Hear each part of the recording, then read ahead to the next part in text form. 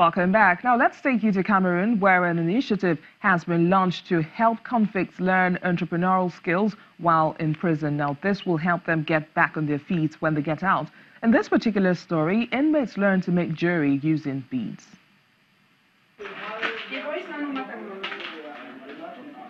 At Baminda Maximum Prison in northern Cameroon, inmates are learning how to make jewelry so they can have skills to re-enter the workforce when they are free.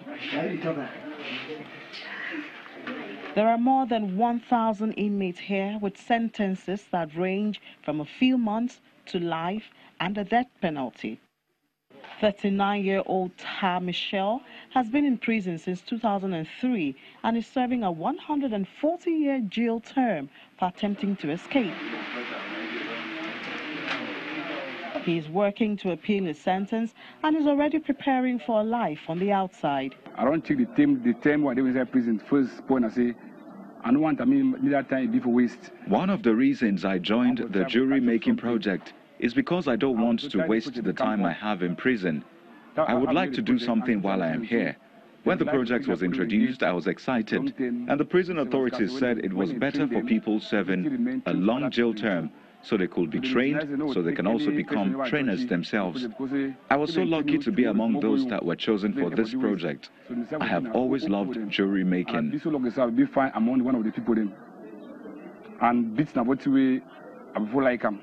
They learn basic beading, stringing, wire working, bead weaving and metal work for 90 minutes every day. The project, Creative Skill for Peace, was started by entrepreneur Christian Leke in 2013. Weeks before.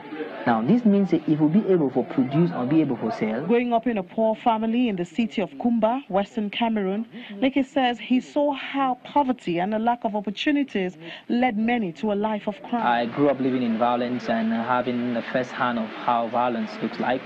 But I was fortunate that someone gave me an alternative to violence, and that's why I didn't find myself in more violence. And so this project focuses on working with young people who have a history of violence that are found in prisons to give them an alternative to violence.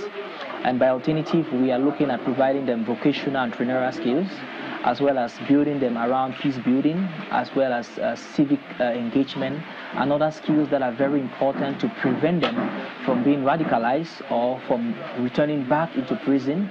The program also offers sewing and IT classes, as well as farming experience.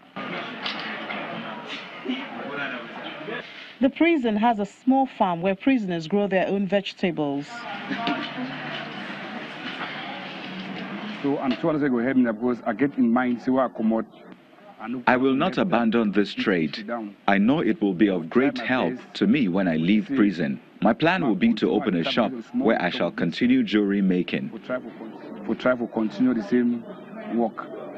Some of the jewelry made by the inmates is sold in Europe in stores owned by entrepreneurs in the diaspora, and part of the profit goes back to the inmates as part of allowance they can save for life on the outside. Now let's review activities at the Nigerian Stock Exchange as the closing gong will be sounded in less than an hour. Now, earlier on, we saw the oil share index decline by about 0.04% at midday. The channel's business correspondent, Temple Ashaju, is live at the trading floor to bring us updates. Temple, tell us what the trading day is looking like at the moment.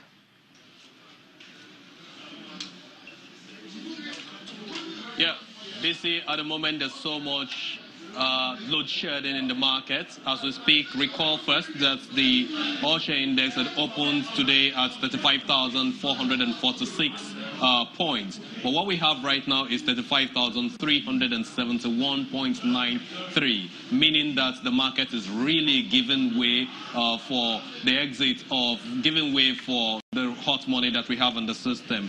We've seen currently an exchange of 103.76 million units of shares for a total value of 1.5 billion naira right now. And in terms of sectoral performances, we have the NSE 30 at 3.77% down, and that is also followed by the consumer goods sector, which is down by 2.68%. Next to that is the banking sector, which is down by 2.47% as a result of what is happening on key banking names like GT Bank, which even had released a 30 kobo bonus last week. But that is not helping matter right now, as that segment of the market, that particular stock, is down by 25 kobo. In terms of the consumer sector, we have it lower by 2.68%, while the industrial sector is currently flat. The reason why you have the consumer sector, consumer goods, lower at 2.68% is because one of the major companies, one of the major stocks, which is Guinness, is currently down by 4 naira.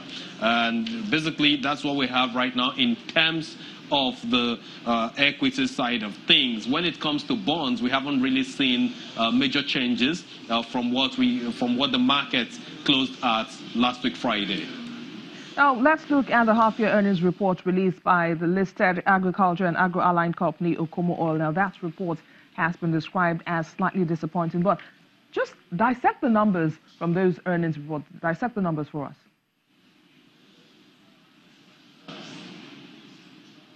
Unfortunately, Okomo Oil is not has its earnings released. It's an unaudited result, but it's for the first half of 2018, and the turnover is down from 12. It's actually positive for 2018, the first 6 months of this year, at 12.9 billion naira. But when it comes to other metrics of that company, talking about the profit before tax, that is down to 6.9 billion naira from 7.8 billion naira, while the tax provision for this time compared to last year, which was 1.5 billion naira, is down to 1 billion naira. Profit after tax is also lower at 5.9 billion naira. Ditto for the earnings per share, which is the basic now, at 6 naira 25 kobo, when compared to 6 naira 5 kobo that we had for 2017. The reasons for these are yet to be fathomed, but we know that the environment, macroeconomic environment, has actually been very, very stable for this first 6 months of this year.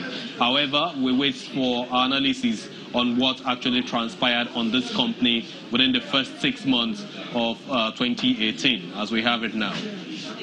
Well, thank you, Temple, for those updates. Temple Ashadru is reporting live from the floor of the Nigerian Stock Exchange. And the head of Algerian state oil firm Sonatrach has assembled a new leadership team aiming to reverse a flow of talent from an unworthy state enterprise that keeps the country afloat. President Abdulaziz Bouteflika put U.S.-trained Abdul Mumin Kadir in charge of overhauling Sonatrach in March 2017 after years of short-lived CEOs, fraud scandals and red tape had put foreign investors off the North African OPEC producer.